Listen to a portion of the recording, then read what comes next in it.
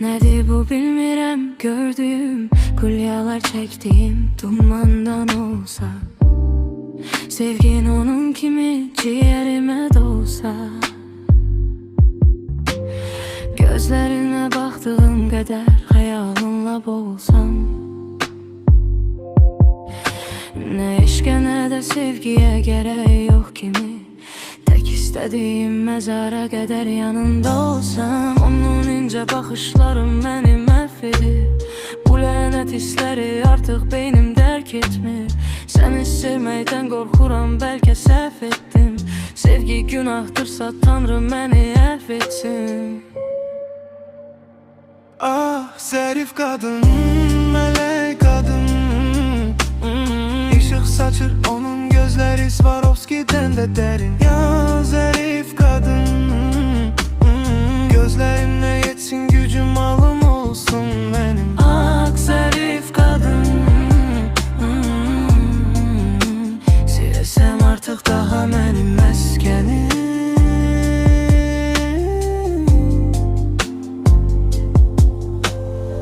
Sanki yanımdasan ama elim çatmaz sana. Görmediğim her saniye azab olar yine. Dönme istəyirəm keçmişə denən necə edim. Her şeyi baştan yok sona kadar silim. Doldurum seninle yeni hatire cetveli. Unuduram karşımdaki bütün hətləri.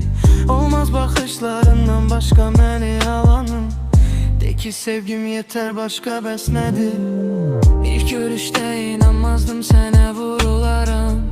Sevgindi sonsuz kainatımı saran.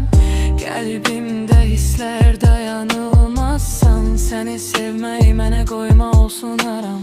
Yuxularımda seni görürəm, sakit bir dayan. Deli oluram her yerde seni görürəm. Şatı atıram, başım qatıram, ölü yatıram. Sensiz her zaman ayılanmaram. Nedir bu bilmirəm, gördüğüm hülyalar çektiğim dumandan olsa, sevgin onun kimi ciğerime dolsa, Gözlerine baktığım kadar hayalınla boğulsam,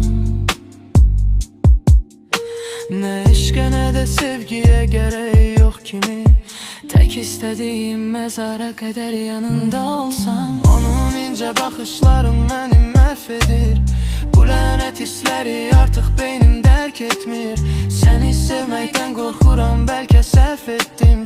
Sevgi günahtırsa Tanrım beni affetsin. Ah zərif kadın, melek kadın, Işık saçır gözleri Swarovski'den daha derin. Ya zərif kadın, gözlerine yetsin gücüm alım olsun benim. Ah zərif kadın, sen artık daha benim